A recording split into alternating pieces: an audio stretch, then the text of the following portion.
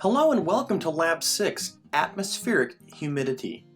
These videos are provided for you as a tool to be able to work through these labs page by page, line by line, and to give you some tips and tricks and some items to just help you work through these labs efficiently and effectively.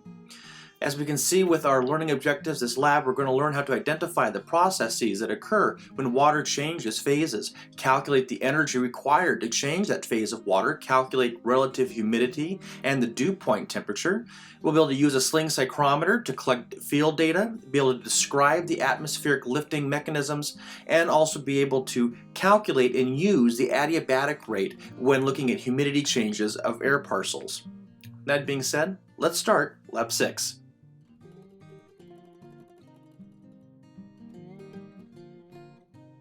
So with Part A, just as a very quick introduction, we know that water is an amazing substance, and naturally on our planet we can observe it in three ways. It can be observed as a solid, a liquid, or a gas. But what's important for us to understand is within those three types of water that we can observe, and those states of matter, is what type of energy is needed or not needed for it to change from one state to the other. And that's what we're going to really discuss about. So as you read through the introduction and read through this part, it really welcomes in those ideas which bring us into Part A, the many forms of water. We have this beautiful diagram that Scott put together for this lab that explains, you have your liquid, gas, and solid, but you notice that there's arrows pointing back and forth. And so what we need to do is first label the 6 phases in which water can change on that diagram below.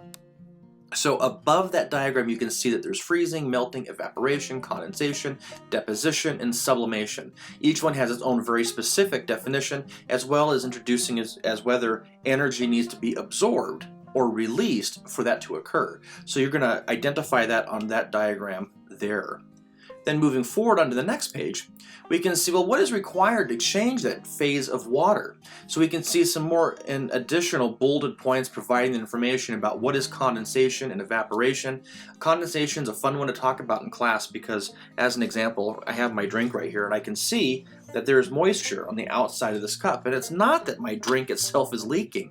It's that the contents inside that cup are colder than the surrounding air, and there happens to be moisture in the air parcel that cup is standing in. So it's actually pulling the water from the air to the outside of that cup. So we're able to observe condensation. So it's really interesting to think that there is a measurable amount of water in all air parcels, whether you see it or not.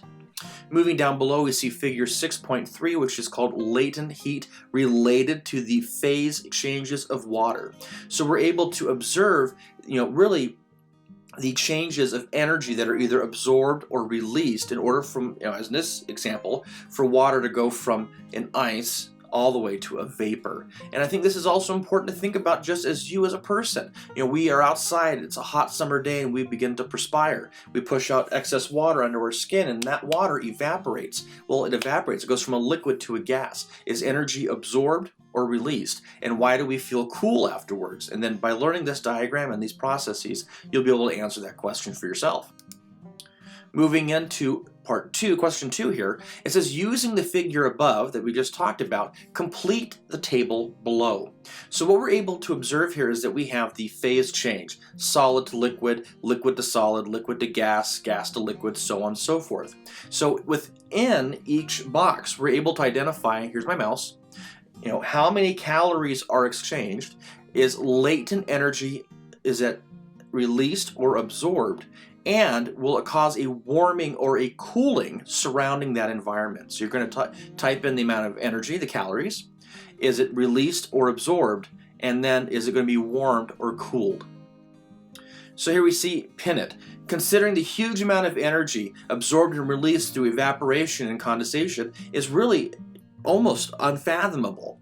This is a major means of storing and transferring energy across the Earth. At the equator, water evaporates and then condenses as it rises. And further, the condensation that takes place in some storms actually causes additional uplift within the storm itself.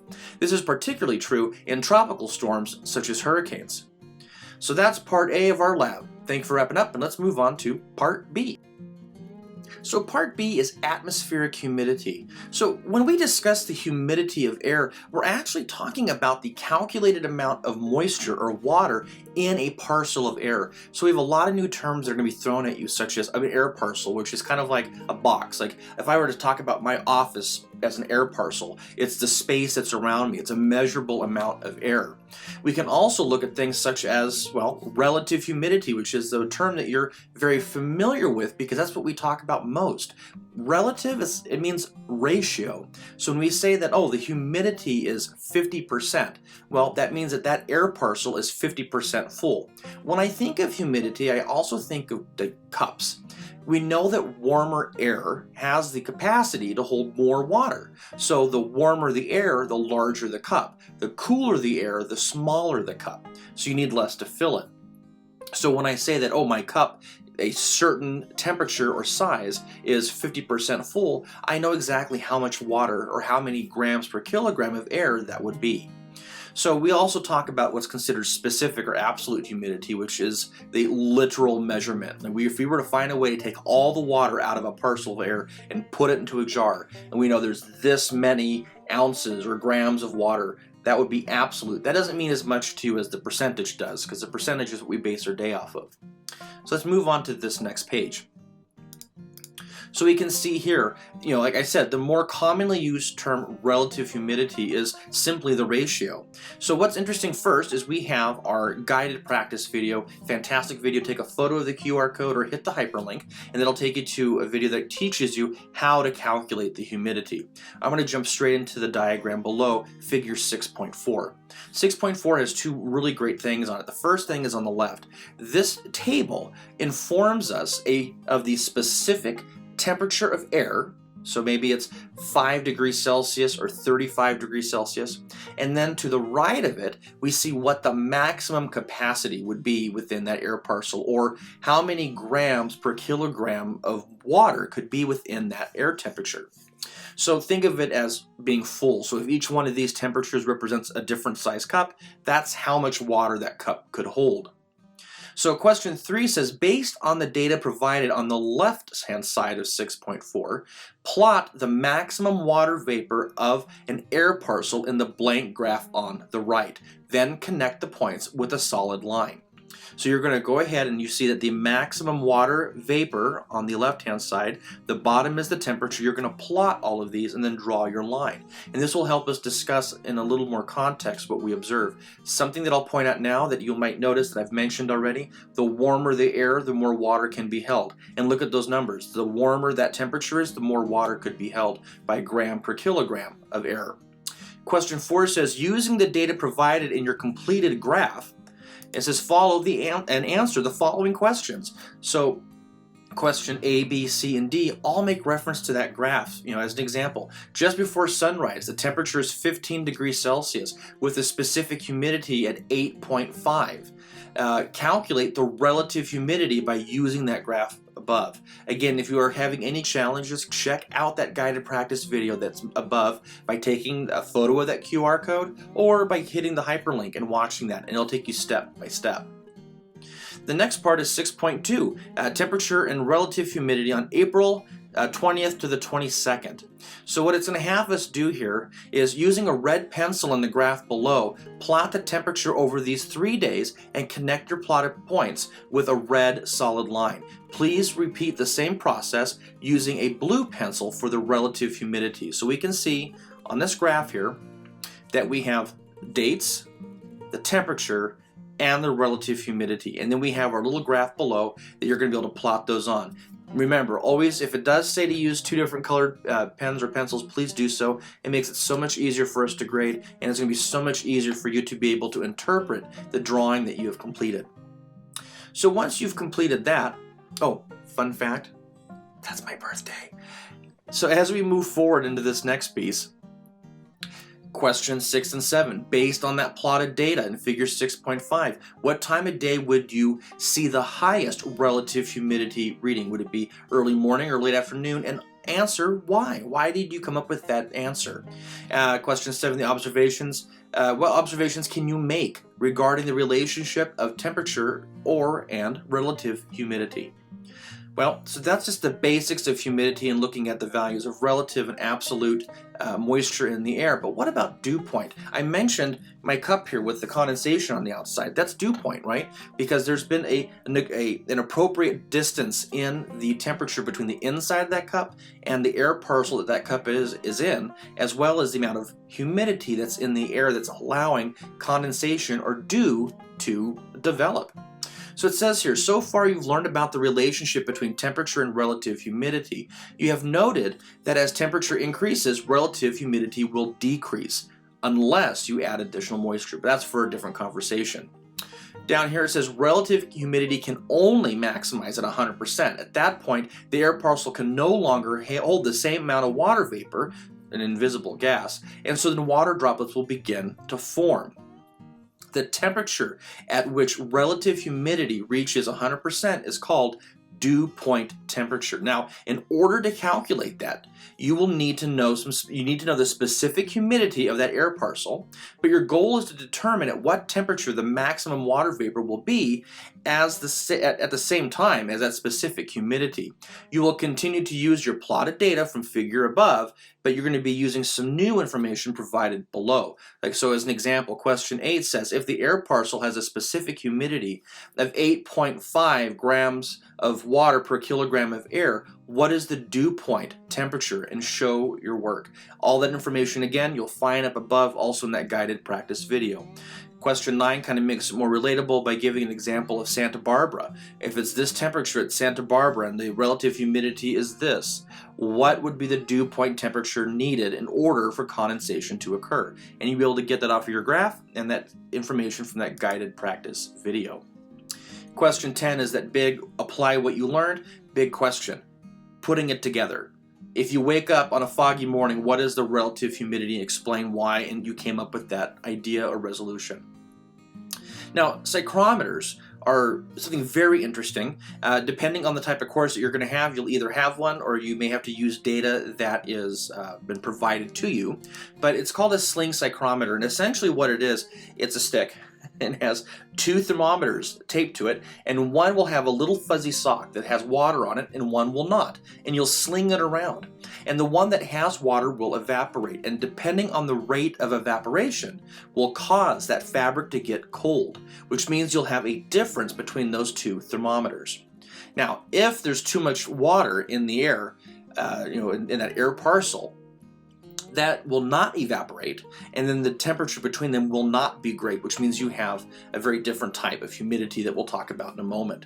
So what we can see in this diagram on the bottom, the relative humidity psychometric table, what we can see is the dry bulb temperature on the left and the wet bulb depression, or the difference between the dry and the wet bulb. So if you have, say, your dry bulb temperature is 22.5 degrees Celsius, and the difference between the wet and dry was 3.5, you would have a 74% humidity that day. So how do we get this information? Well, it's actually pretty easy. We've collected so much data that we're able to create a chart based on that data. So we don't have to necessarily go out there and try to capture all the water in an air parcel to understand the humidity that it may have. We're able to check it very quickly by utilizing the dry and wet bulb method. And that's table 6.3, the relative humidity psychometric table. That's a hard word to say. So moving down here, here's table 6.4. This one is the dew point temperature using psychometric table data itself. So anyway, this one here, same idea, dry bulb temperature on the left. On the top is the wet bulb depression, which is, again, the difference between the wet and dry bulb. And then this will then tell you, this graph in particular, what the dew point temperature would be in that parcel of air. Now, utilizing this information from both of these tables, we're going to be able to take and extrapolate some answers based on weather stations throughout the state of California. So question 11 is having us look at this table. It's giving us different locations throughout California. It provides us the dry bulb temperature in Celsius, the wet bulb, and what you need to fill in is the wet bulb depression, the relative humidity, and the dew point. So again, hint, the wet bulb depression is the difference between the dry and the wet bulb. You can then plot the dry and wet bulb depression. to find the humidity, and also on the other chart to find the dew point temperature. Then question 12 says, using the internet or an atlas or anything that you've got that you can Google something, find each of these locations shown on this table and mark and label each point of where these are found on the map below. So you're going to go ahead and Google where Eureka is and find out where Eureka would belong on this map. And you'll do that for every single one of those locations. Then you'll be able to answer the following questions, such as question number 13. Which of these locations has the lowest ambient temperatures or dry bulb temperatures? Why do you think that these locations have such low temperatures, especially now knowing where they're located? Question 14. Which location has the highest relative humidity? Why do you think that's the case? Explain now that you know where it is and you have its data. 15, 16, and 17, all the same thing. It's pulling from the table and the map, and you're going to be able to answer these questions by utilizing your critical thinking skills. Then we move up into data collecting with a sling psychrometer. Again, if you have access to a sling psychrometer, this is what you would do in class. If not, then perhaps we're going to then provide you some specific values and data to do it yourself. But again, these are the steps on how to use a sling psychrometer. I'm not sending you one. They're about $115 a piece. But if you have them in your classes, make sure you ask to use them because it is pretty cool. So that being said, with those data, you're going to be able to fill it out, the date, the time, where you were, what the environment was like, your dry, your wet, also your bulb depression, and then using that data, you're going to be able to calculate the relative humidity as well as the dew point temperature, which is pretty cool. It's really applying it. So once you complete that, then you have some follow-up questions. Did you notice any patterns? Were the results as you were surprised? Did you have any challenges? Were there any noteworthy findings and stuff like that? So that is essentially your crash course into not just sling psychrometers, but looking at and how to calculate relative humidity by utilizing data as well as calculating the dew point specifically using the same information. That wraps up part B. Let's move into part C. So here we start to learn in part C about lifting mechanisms. So you have learned that temperature has a significant impact on relative humidity. Temperature patterns vary based on the time of day as well as its physical location. Now there are 4 major lifting mechanisms in which air can be forced upward. So that can be convergent lifting, convectional lifting, orographic lifting, and frontal lifting. So as you can see, you've been provided with itemized definitions. Question 21 says, label the following lifting mechanism and match it with its diagram down below. So we've used an example for part A. If you think that one represents frontal lifting, you would write frontal lifting for letter A. And you will do that for all of those images. These will be very, very helpful when it comes to other exams and understanding these fundamentals. So thank you, Scott, for these images. They're very good. Which brings us to pin it, rising air. So this is something to kind of reflect on. These lifting mechanisms cause the air to rise, cool, and eventually form clouds. If conditions are right, this could lead to precipitation.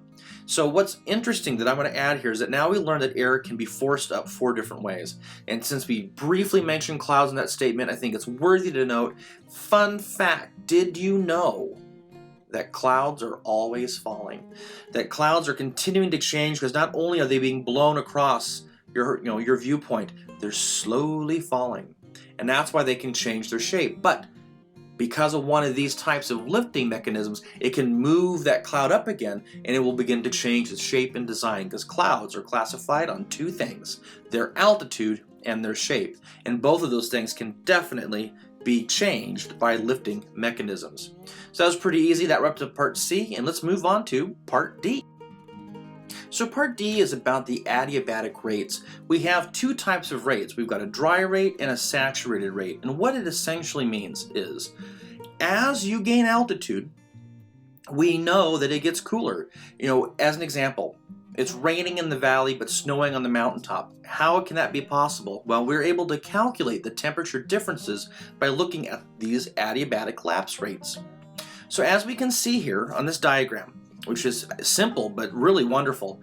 We know that as air goes up, air expands because there's less pressure. As that air expands, it cools by expansion.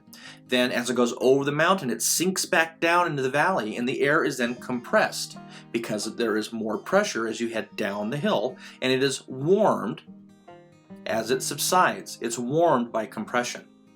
So what's interesting about this is this first diagram, question 22. It says, please label the windward side, the side in which the wind is flowing from, against that, and then the leeward side, which is on the sheltered side. That being said, we also know, moving forward, that depending on the parcel of air, we have, again, the dry or the saturated adiabatic lapse rate. The dry rate is 10 degrees Celsius for every 1,000 meters, or 5.5 degrees Fahrenheit for every 1,000 feet. So that means that as you go up a mountain, you're at sea level, and you hike up 1,000 feet, the temperature will be 5.5 degrees cooler than it was down here. And vice versa, if you hike down the mountain, it will be warmer by 5.5 for every 1,000 feet that you change your elevation. So moving forward with that idea, we have a question that's asking you to do, well, looking at saturated rates. Saturated rates are a little bit different. They're about 6 degrees Celsius for every 1,000 meters, or 3.3 degrees Fahrenheit for every 1,000 feet. So it's different. Well, what's the difference between dry and saturated air? Dew point, right? That is the big difference. So think about it. What's the difference from that air parcel existing until it moves up and turns into a cloud? Is that you're now dealing with dry versus saturated air content. Now, what's interesting is that you might also think, well, why does it change then? So you hit dew point, but why does it actually change? Well, what happens when a gas turns into water vapor? Energy is released. So it causes a warming effect. It's actually pretty interesting. So you have a guided practice video. It's 5 minutes, but it takes you step by step and really goes into more context as to how this works and how to calculate it. So make sure you watch that before you move forward. Again, take a photo of that QR code or hit that little hyperlink and it'll take you right there. Now, what we're going to do is move forward, answering question 24. It says, assuming an unsaturated air parcel is located at sea level in Sacramento, has the air temperature at 17 degrees Celsius and a specific humidity of 4 grams per kilogram of air, the prevailing westerlies are forcing the air parcel eastward towards the western slope of the Sierra. Calculate the relative humidity and the dew point temperature on that parcel of air. So you're going to be utilizing the data a little bit earlier in the lab to calculate that. Now, as air rises and cools, the relative humidity becomes greater and greater. Eventually, the air has a relative humidity of 100%. That altitude is referred to as the lifting condensation level, or the LCL.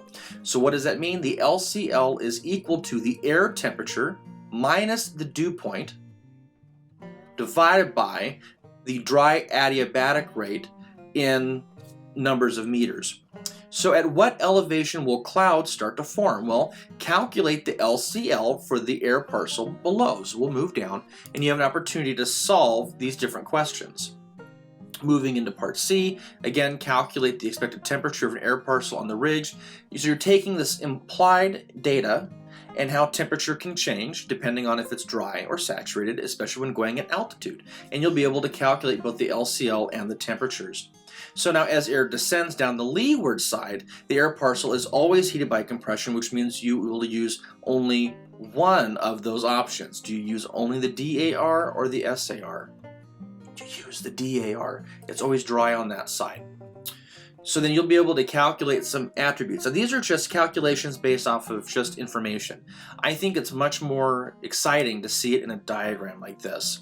So this is something a little more effective, I think, because you're able to observe it in the real world in a sense. You have the Central Valley, 0 meters. As you go up the mountain, you see that the tree line begins to change, and we're able to see that as you gain altitude, things begin to change. So you're able to say that in this case in particular, it says these locations are, as an example, 4,000 meters. You're able to calculate what the temperature would be like at 4,000 meters when knowing what's happening at the Central Valley. What you need to do here is fill in the cloud formation happens at the LCL. That's taken from above. So it says here, draw arrows indicating the movement of air over the range and label the regions where the air would be warm or cool based on the DAR and SAR. Also label the windward and leeward side of the mountains. So you need to plug in your elevation and temperature from what you solved on this side over here. And that will help you really calculate what the dew point temperature is and when to change from the DAR to the SAR, and then remember, you only use the dry on the opposite side. So I know this lab, it might be a little confusing just because it has math. Make sure you watch that guided practice video and just kind of work yourself through it. Be confident. Just remember, temperatures always decrease when going up a mountain, and they decrease continually, and even when you hit dew point. But when dew point occurs, we have to change our values from the DAR to the SAR, from the 5.5 degrees per Fahrenheit to the 3.3 degrees per Fahrenheit. So I hope that this was helpful. If you have any questions, don't hesitate to comment below. Don't forget to like, subscribe, and I'll see you on our next lab.